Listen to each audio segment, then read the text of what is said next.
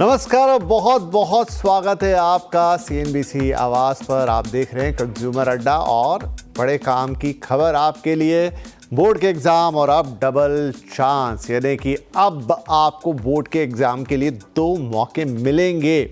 क्या है इसका मतलब? इसका मतलब ये है कि अब आप बोर्ड की परीक्षा साल में 2 बार दे पाएंगे। आइए मैं आपको थोड़ा और एक्सप्लेन करके बताता हूं ताकि चीज़ें आपके लिए साफ हो जाए। कैसे आप बोर्ड के एग्जामिनेशंस को साल में अब 2 बार दे पाएंगे, क्या कारण है, क्या मतलब है। तो CBSE ने ऐलान किया है कि 10वीं बोर्ड में आपको डबल मौके मिलने वाले हैं। 2026 से अब 2 बार होगी बोर्ड की परीक्षा, 1 साल में 2 मौके बोर्ड एग्जाम के लिए।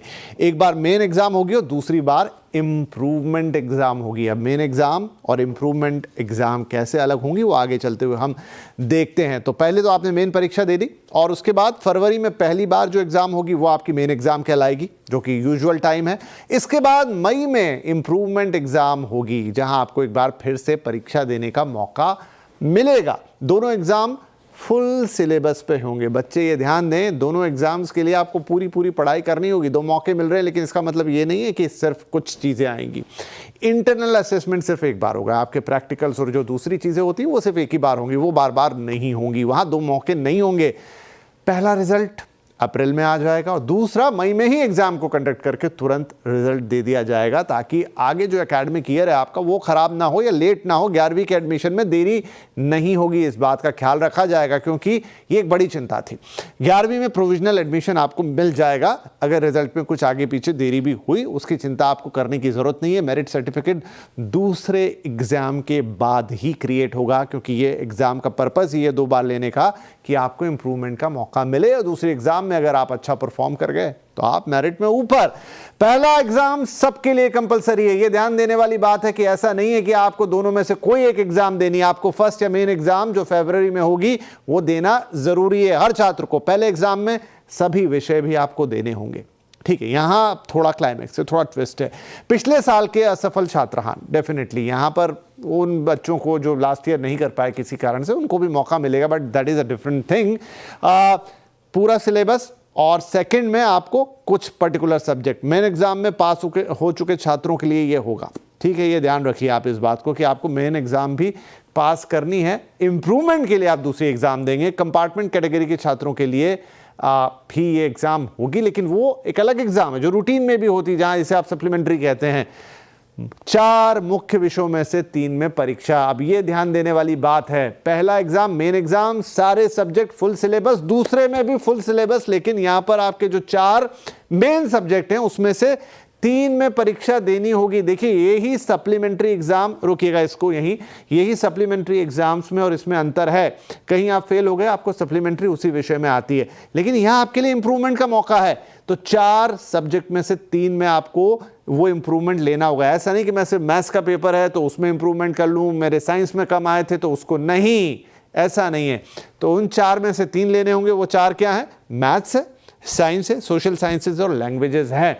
इन 4 में से 3 में आपको दोबारा बैठना होगा, as good as full examination. ये बच्चों याद रखना, नया सब्जेक्ट लेकर भी आप ये परीक्षा नहीं दे पाएंगे। मतलब अगर आपने पहले कुछ और ग्रुप लिया और अभी आप सोचो कि मैं अपना सब्जेक्ट बदल के दे दूं, वहां इंप्रूवमेंट ले आऊं, ये अलाउड नहीं होगा। किसी एक विषय की परीक्षा आप नहीं दे सकते, ये इंपॉर्टेंट है। सिर्फ ऐसा नहीं कि बाकी मेरे नंबर सब ठीक है, मैथ्स में मेरे कम आए, यहाँ इंप्रूवमेंट नहीं। आपको फिर से ऑलमोस्ट पूरी एग्जाम देनी है। 4 में से 3 सब्जेक्ट आपको सिलेक्ट करने हैं। विशेष कैटेगरी के छात्रों, स्कूलों के लिए ये और डिटेल की चीजें हैं जो हम कार्यक्रम में आगे बात करेंगे। लेकिन आप CBSE तैयार है 2026 के सेशन से 2 परीक्षाएं साल में रहने के लिए। अब इससे कितना फायदा होगा, इससे कितना परिवर्तन आएगा, सच में ये 2 मौके कितने काम के हैं, क्यों ये निर्णय लिया गया, क्या है इसके पीछे की वजह, और ये छात्रों को कैसा लग रहा है, ये भी आगे आपको बताएंगे। लेकिन फिलहाल चर्चा की शुरुआत करते हैं। हमारे साथ कार्यक्रम में शामिल हो रही हैं सोमैया स्कूल की प्रिंसिपल ज्योति मल्होत्रा और संस्कृति स्कूल की प्रिंसिपल दामिनी जोशी। आप दोनों का ही बहुत बहुत स्वागत है। तो ज्योति जी, पहला सवाल आपसे, क्या जरूरत पड़ी इस चीज की कि साल में हमें 2 एग्जामिनेशन चाहिए? I'm so sorry, आप फिर से एक बार रिपीट कर सकते हैं? मेरा सवाल ये था ज्योति जी कि क्या जरूरत महसूस हुई, क्या कारण है कि अब CBSE साल में आपको 2 एग्जाम कंडक्ट करेगा बोर्ड के? मुझे ऐसा लगता है कि हमारे बच्चों को बोर्ड एग्जाम का एक बहुत बड़ा माइलस्टोन ऐसे सोचते हैं अपने लाइफ का। तो सीबीएसई जो है, आप यही मुझे पूछ रहे हैं ना कि क्या जी जी वजह जी। है? यस, थोड़ा सा कनेक्शन में प्रॉब्लम है, इसलिए मैं क्लैरिफाई कर रही हूँ। तो सीबीएसई यही चाह रही है कि हमारे बच्चे कॉन्फिडेंटली अपना एग्जाम दे, वह बिना डरे अपना एग्जाम दे और पूरी तैयारी से दे। इसीलिए पूरा सिलेबस दोनों एग्जाम में उन्होंने रखा है। मगर जिन बच्चों को जरूरत है, जो बच्चे उस एन मौके पे थोड़ा सा लड़खड़ा जाते हैं, या फिर हमारे स्पोर्ट्स के बच्चे हैं जो अपने इवेंट्स के वजह से एग्जाम नहीं दे पाते, उनके लिए उन्होंने ऐसा एक सेक्शन क्रिएट कर दिया है जिससे वो अपना एग्जाम भी दे सके और उनका रिजल्ट भी अनचेंज रहे कि ये इन्होंने भी नॉर्मल तरीके से अपना बोर्ड एग्जाम दिया है और इनके ये नॉर्मल रिजल्ट्स हैं। So it's not like a special result और एन एडिशनल रिजल्ट। इनके जैसे सबका रिजल्ट है वैसा ही रिजल्ट है। तो यहाँ पर दामिनी मैम, मुझे ऐसा लगता है क्योंकि मैडम ने भी जैसा एक्सप्लेन किया, कुछ स्पेशल कैटेगरी है, चलिए वहाँ तक की तो बात समझ में आती है, लेकिन सीबीएसई का ये कहना है कि ओवरऑल उनका जो इसमें एक अंडरस्टैंडिंग वो ये कि जो बोर्ड होता है वो अपने आप में थोड़ा सा बच्चों के माइंड पे हैवी हो जाता है कि अरे बोर्ड की एग्ज़ाम है, वो प्रेशराइज फील करते हैं।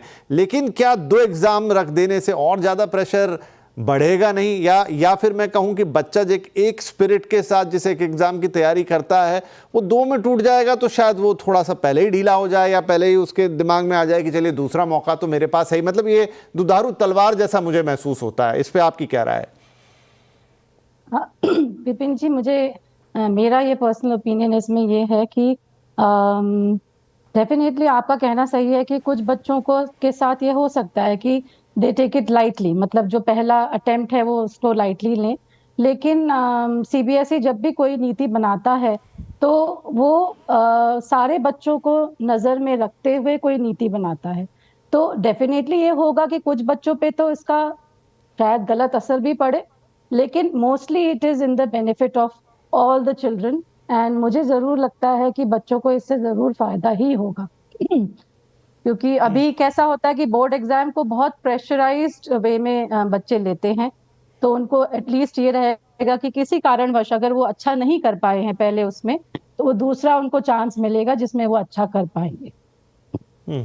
तो ज्योति मैम, कहीं तो ये जेन्युइन होगा। मैं मानूं कि अगर 10 बच्चे हैं तो 1 या 2 के लिए शायद ऐसा होगा कि उनको किसी कारण से ऐसा हो जाए कि जहां कोई प्रॉब्लम हो जाए, स्वास्थ्य रिलेटेड कोई इशू हो जाए, जहां उनको लगे कि भाई मुझे दोबारा से ये एग्ज़ाम दे लेनी चाहिए। लेकिन क्या एक एग्ज़ाम देने के बाद ऑलमोस्ट फिर उतना ही, मतलब ये फुल सिलेबस भी होना है, 4 में से 3, मतलब लगभग पूरी ही एग्ज़ाम है, तो क्या वो लेके उन पे और बर्डन थोड़ा लंबा एक्सटेंडेड नहीं हो जाएगा? जहां हम उनको थोड़ा अनबर्डन करने की कोशिश कर रहे हैं, वहां पर अगर हम दोबारा 2 बार दें और फिर वो बच्चा, हालांकि कंपलसरी नहीं है, ये ऑप्शनल है, इसमें ये एक बात है कि आपको ज़रूरी नहीं कि आपको दोनों एग्ज़ाम देनी है, इसीलिए उसका नाम इम्प्रूवमेंट भी रखा है। लेकिन अगर मैं सोचूं कि अगर वो थोड़ा सा थॉट में ऐसा आ ही जाए तो और एक्सटेंड नहीं हो जाएगा पूरा का, मतलब आपने एक दिया फिर आप फिर वो पूरी तैयारी कर रहे हैं दूसरा देने के लिए? जी, मुझे तो लगता है कि थोड़ा हो सकता है, प्रेशर हो सकता है, बिकॉज हमारे बच्चों पे वो है प्रेशर ऑफ परफॉर्मेंस। पेरेंट्स भी थोड़ा सा देखते हैं कि कैसे होगा। मगर जब हमारे एडमिशन का प्रोसेस सिमिलर रहते हैं और बोर्ड ने टाइमलाइन भी चेंज नहीं किया है ज़्यादा, फर्स्ट एग्जाम फरवरी में है, उसका रिजल्ट भी आ रहा है, सेकेंड वाला मई में है, जून तक रिजल्ट आ रहा है, तो मैं समझती हूँ कि थोड़े टाइम में ये भी सिस्टम सेट हो जाएगा। और जिन बच्चों को सख्त ज़रूरत है इस तरीके के इम्प्रूवमेंट एग्जाम की, उनके लिए ये बहुत ही बेनिफिशियल प्रूव होगा। ठीक है, चलिए अब बच्चे इस पे क्या सोचते हैं वो भी जरा सुन लेते हैं कि बच्चों का खुद का क्या कहना, फिर इस बातचीत को आगे बढ़ाते हैं। जो सीबीएसई की तरफ से डिसीजन लिया गया है कि 10th में बोर्ड 2 बार होंगे, तो इस हिसाब से डिसीजन सही है कि अगर जैसे मैं 10th में जाऊंगी तो मुझे एक और चांस मिलेगा ताकि मैं और अच्छा कर पाऊँ, अगर मैं फर्स्ट में नहीं कर पाई तो। मैं अभी स्पोर्ट्स खेलता हूँ, नेशनल प्लेयर हूँ, तो इसलिए मेरे को कई बारी टाइम नहीं मिलता पढ़ने का, तो स्टडी करने का जैसे, तो वो अच्छी बात है कि मैं 2 बारी चांस है खुद जो भी बच्चे वीक है और वो भी मेन सब्जेक्ट्स में जैसे साइंस, मैथ्स और एसएस, वैसे सब्जेक्ट्स में जो वीक है उनको एक बहुत अच्छा चांस दिया है कि वो अपने एग्जाम फिर से दे सके और अच्छे मार्क्स ला सके। ऑफ कोर्स हम बच्चों पे प्रेशर तो होगा कि 2-2 बार एग्जाम देनी है, पर एट द सेम टाइम अगर हमारे कम मार्क्स आए तो हम दूसरी एग्जाम में उसे रिकवर कर सकते हैं। नर्वस हो जाते हैं जिस वजह से एग्जामिनेशन हॉल में हम उस हिसाब से पेपर नहीं परफॉर्म कर पाते जिस हिसाब से हमारी कैपेबिलिटी होती है। तो अकॉर्डिंग टू मी हमें जब ये दूसरा मौका मिलेगा करने का तो हमें एक एक्सपीरियंस होगा, पेपर समझने का मौका मिलेगा। एक बार पेपर देने के बाद एक और मौका मिलेगा तो बच्चों को एक एक्सपीरियंस होगा कि एग्जाम में कैसे बैठेंगे, एग्जाम को कैसे समझेंगे और उसे कैसे अटेम्प्ट करेंगे, और मेरे अनुसार ये बहुत ही अच्छा मौका है। पता नहीं क्यों मुझे ये बच्चों की बातें सुन के ऐसा लग रहा है कि बच्चे भी इन दिनों काफ़ी स्मार्ट हो गए हैं और उन्हें पता है कि टीवी पे आने वाली चीज़ है, तो मुझे इसमें बड़ा ही संभल के और बड़ा बैलेंस तरीके से बोलना है। तो दोनों, उन्होंने किसी ने भी ये नहीं बोला कि नहीं नहीं इससे ये होगा, सबने बोला नहीं इससे दूसरा। खैर वेल डन बच्चों, अच्छी बातें हैं अगर आपके विचार हैं। राइट मैम, आप थोड़ा इसके प्रैक्टिकल एस्पेक्ट पे आते हैं। दामिनी जी, पहले भी हमने एक शो किया था, उस समय आप दोनों नहीं थे, कोई दूसरे 2 गेस्ट थे, और एक बड़ी सवाल ये निकल कर ये आया था कि ठीक है, एक तो ये है कि बर्डन बच्चों का क्या, 2 बार एग्ज़ाम वो ठीक है, लेकिन जब इसको आपको एग्जीक्यूट करना है, देखिए फुल एग्ज़ाम है ऑलमोस्ट, एक ही एग्ज़ाम में हमें पता लगता है कि कितना मैन पावर लगता है, कितनी तैयारी लगती है, कितना आपके वर्किंग आवर्स लगते हैं। इसको जब आपको 2 बार कराना होगा ऑलमोस्ट फुल, जिसमें सिर्फ प्रैक्टिकल एग्ज़ाम को छोड़ के लगभग पहले जैसा ही है, ये आपके स्कूल के एग्जीक्यूशन के एंड पे कितना सिंपल, कितना भारी रहेगा? तो विपिन जी, जरूर इस पे ये नीति अभी बनी है तो and CBSE, I am sure कि सीबीएसई जो है बहुत मशहूर है इस चीज के लिए कि वो अपने स्टूडेंट्स और अपने टीचर्स एंड अपने स्कूल्स का पूरा ध्यान रखते हैं। तो मेरा पूरा विश्वास है कि CBSE will definitely come up with certain strategies जहाँ पे हम इस चीज को भी करेंगे, कंडक्ट करेंगे। डेफिनेटली थोड़ा इनिशियली प्रेशर तो आएगा, सिस्टम पे प्रेशर आएगा, बट धीरे धीरे जब आदत पड़ जाएगी लोगों को और हम सब लोगों को, तो ये भी एक डेली अफेयर में ही आ जाएगा। ये इस पे मैं ज्योति जी आपकी भी राय चाहूंगा, क्योंकि आप लोगों को ये सब मैनेज करना है। यस, तो अभी भी कंपार्टमेंट एग्जाम्स होते हैं, रीवैल्यूएशन होता है, तो हमारे टीचर्स वो भी they are constantly at work करते हैं। एग्जाम के बाद, रिजल्ट डिक्लेयर होने के बाद और भी काम रहता है, उनका काम खत्म नहीं होता। तो इसमें थोड़ा सा दामिनी जी ने जैसे कहा वो एडिशनल वर्क थोड़ा होगा, बट मुझे लगता है कि धीरे धीरे जब छात्रों का लेवल, इनिशियली हो सकता है कि ज्यादा बच्चे अपना एग्जाम, अपने मार्क्स को बढ़ाना चाहेंगे, बट वो भी सेटल हो जाएगा, क्योंकि जब हम एडमिशन का प्रोसेस देखेंगे तो इतना टाइम नहीं दे पाएंगे। तो बहुत बच्चे चाहेंगे कि अपना अपना वो लोग अप्लाई करें और अपने अपने कॉलेजेस या स्कूल में उनके एडमिशन्स हो जाएं, तो फिर वो इम्प्रूवमेंट एग्जाम में बैठने का जो जोश है वो सिर्फ उनमें रहेगा जिनको जरूरत है इम्प्रूवमेंट की, तो फिर करेक्शन का लोड भी उतना ही कम होगा। तो मुझे लगता है कि सिस्टम पे लोड भी, एज दामिनी जी ने कहा, और मुझे भी लगता है कि पहले थोड़ा बढ़ सकता है, फिर वो रेगुलराइज हो जाएगा।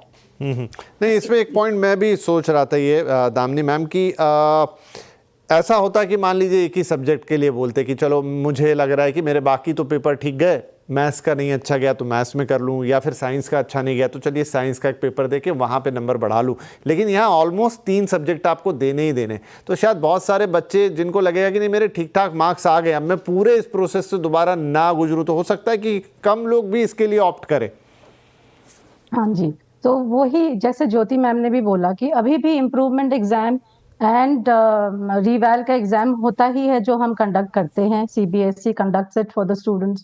अभी भी ऐसा नहीं होता कि मतलब सारे बच्चे इम्प्रूवमेंट एग्जाम के लिए जाते हैं, बहुत सारे बच्चे ऐसा है कि फर्स्ट अटेम्प्ट में ही कर लेते हैं। सो मेरा भी यही मानना है कि समय के साथ वो जो नंबर्स हैं वो डेफिनेटली कम हो जाएंगे। चलिए, ये तो अब क्योंकि 2026 से लागू होना है तो हमें इसके फ़ायदे नुकसान और कितने बच्चे इसको किस तरीके से ले रहे हैं, उनको सच में कितना बर्डन फ्री लग रहा है इस सिस्टम के अंदर या एक्स्ट्रा बर्डन आ रहा है, बाकी प्रैक्टिकलिटी या एग्जीक्यूशनल पॉइंट ऑफ व्यू से स्कूलों के लिए इसमें क्या दिक्कतें हो रही हैं, वो शायद एक बार जब होगा तो पता लगेगा। छोटा ब्रेक यहाँ पे लेते हैं, ब्रेक के बाद कुछ और चीज़ें इसकी डिस्कस करेंगे जो बच्चों के लिए जानना ज़रूरी है कि अगर वो इस सिस्टम में जा रहे हैं तो फिर उनको ये चीज़ों को ध्यान में रखना होगा। क्या होंगी चीज़ें? छोटा सा ब्रेक, फिर बातचीत जारी रखेंगे।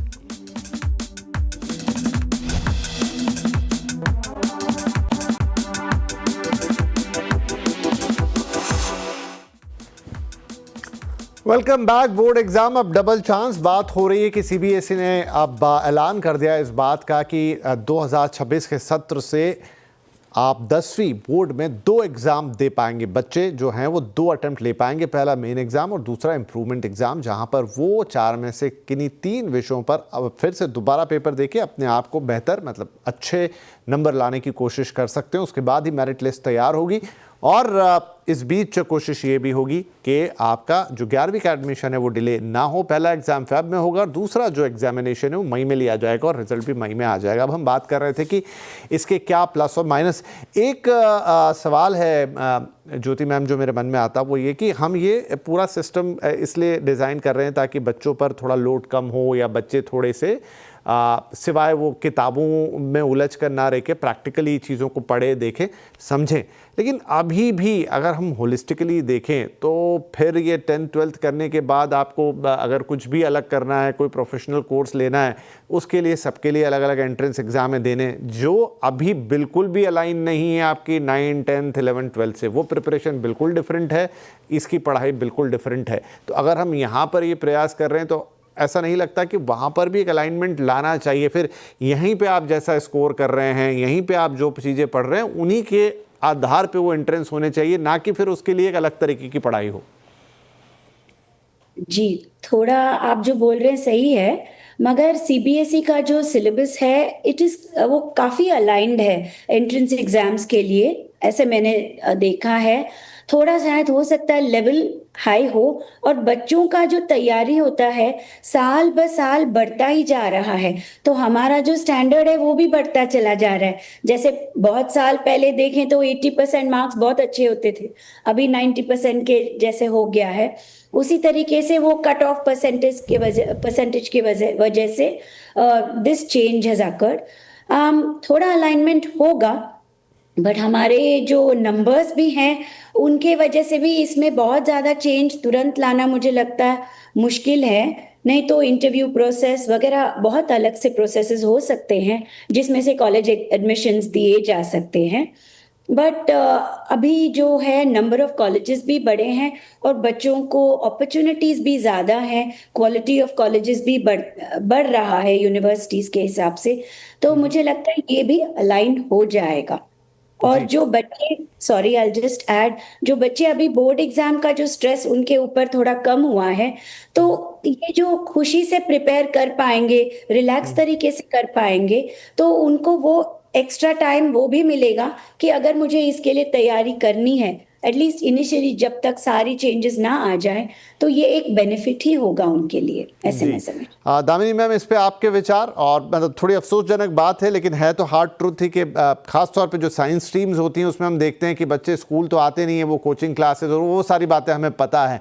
मैं उसके बारे में बात कर रहा था कि अगर वो अलाइनमेंट हो तो फिर नीचे से ऊपर तक हो। हाँ, डेफिनेटली मुझे ये लगता है जो आप पॉइंट बोल रहे हैं, ग्रेजुअली टू स्टार्ट विद, मेरे ख्याल से शुरुआत के लिए ये एक अच्छी नीति है। धीरे धीरे हम ये उम्मीद करते हैं कि ये जो हमारा करिकुलम है, ऑल्दो जैसे ज्योति मैम ने बोला, सीबीएसई का करिकुलम एंड सिलेबस काफ़ी अलाइंड है for the competitive exams, NEET के लिए भी एंड जेई के लिए भी। इट इज़ मतलब बच्चा अगर ये पढ़ ले अच्छे से तो कर सकता है। बट हाँ, definitely the standard competitive exams का विद द टाइम बहुत ज़्यादा बढ़ गया है, जिसकी वजह से बच्चों को ऐसा लगता है कि अगर वो कोचिंग क्लासेस जाएंगे एंड अटेंड करेंगे तो उनको कुछ एक्स्ट्रा बेनिफिट मिलेगा। जबकि मेरा मानना ये है कि बच्चे अगर चाहें तो अगर इसको भी करें, इसको ठीक से करें, सीबीएसई का curriculum and syllabus, they can still do very well in these exams. ठीक है, चलिए ये तो थोड़ा अलग हमने विषय से हट के बात की, लेकिन कुल मिलाकर अब सीबीएसई का ये डिक्लेरेशन कि 2026 से आपको 2 बार 10th की बोर्ड की एग्ज़ाम देने की इजाज़त होगी। 2 बार आप वो पेपर देख सकते हैं ताकि आप इम्प्रूव करें, अपना स्कोर बेटर करें, आप पर एक साथ बहुत सारा बर्डन भी ना आए। अगेन बहुत सारी बातें हमने की, प्लस माइनस दोनों देखने की कोशिश की। लेट्स सी कि जब ये एक्चुअली में होने जाएगा तो वहाँ पर बच्चे किस तरीके से उसको देखेंगे, स्कूल्स के लिए उसमें क्या इश्यूज़ रहेंगे नहीं रहेंगे, ये सारी बातें एक बार ये जब एग्जीक्यूशन में जाएगा तभी समझ में आएगी हमें। बच्चों के भी आज हमने इनफैक्ट यहाँ पर विचार जाने, अभी तो खुश नज़र आ रहे हैं। बहुत बहुत शुक्रिया आप दोनों ही मेहमानों का अपनी राय इस कार्यक्रम में रखने के लिए। धन्यवाद, नमस्कार।